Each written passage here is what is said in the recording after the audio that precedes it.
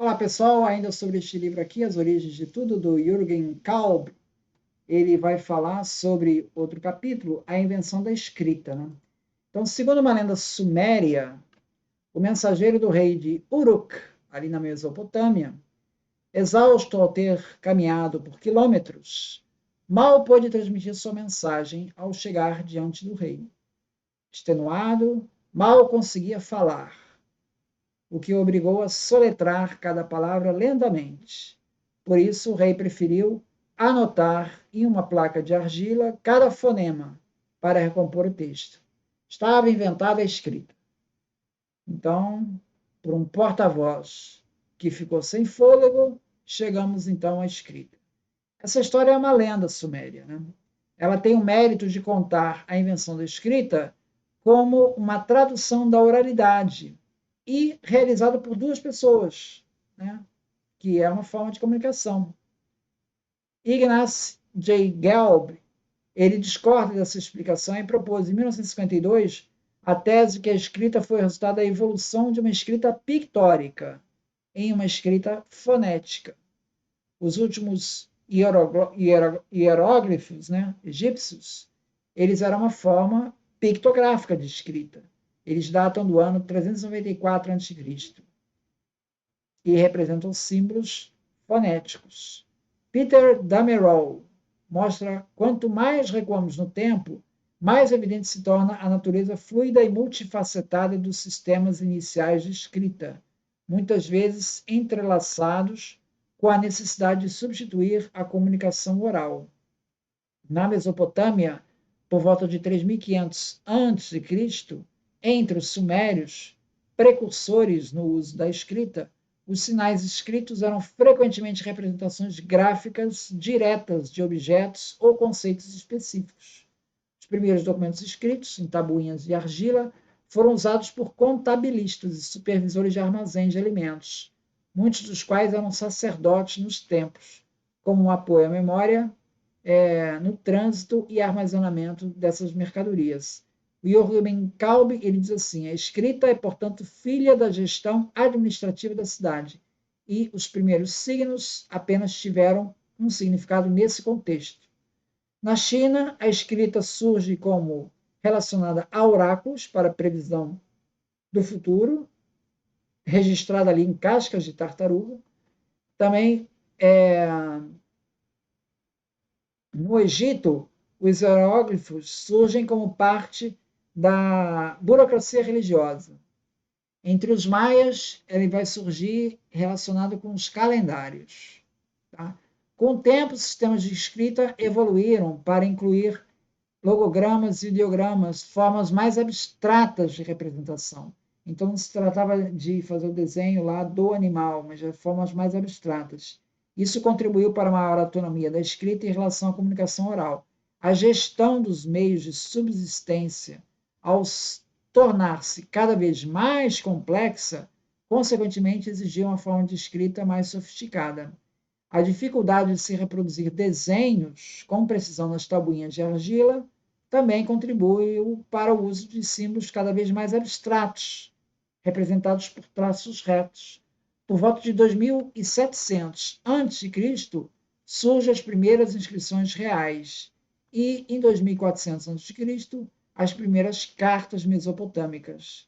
Foram encontradas cerca de 1.600 caracteres diferentes entre os quase 40.000 registros das tabuinhas de argila ali da Mesopotâmia, sendo que desses, 100 foram usados mais de 100 vezes. Então, alguns caracteres eram mais usados do que outros. Né?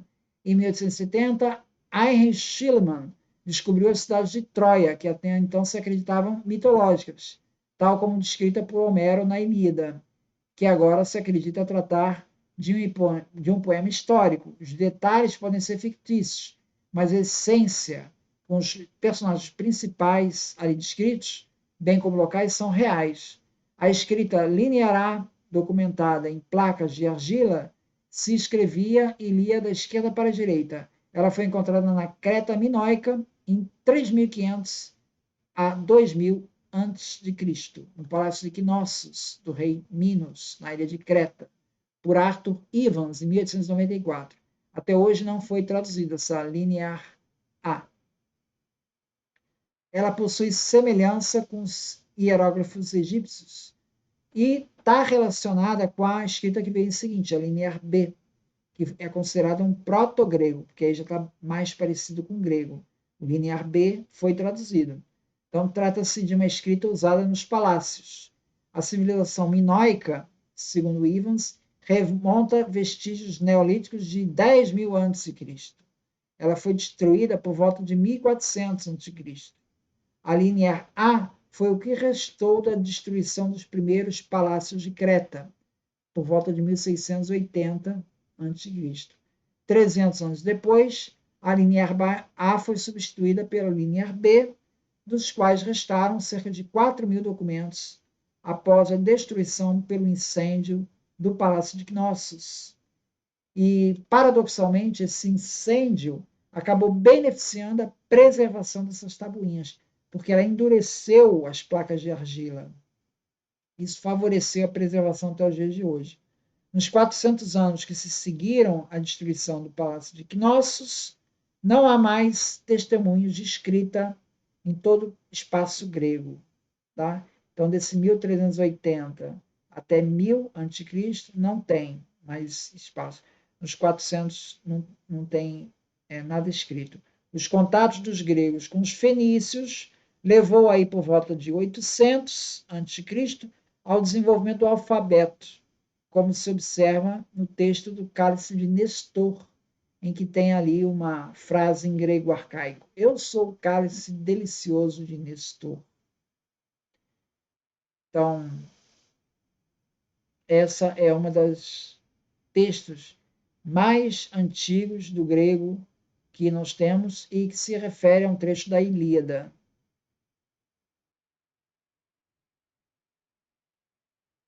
O Mário Lombardo diz assim: com efeito, ao observar as fases iniciais da experiência da escritura grega, o domínio das transações econômicas parece ter uma importância primordial, na medida em que se lhe atribui com muita frequência um papel original e fundamental na leitura dos processos de introdução e difusão da escrita alfabética, que teria encontrado ali o seu campo prioritário e privilegiado de utilização e de funcionalidade. Então, a escrita alfabética, portanto, é anterior ao surgimento da polis e foi uma invenção relacionada com a atividade mercantil e artesanal.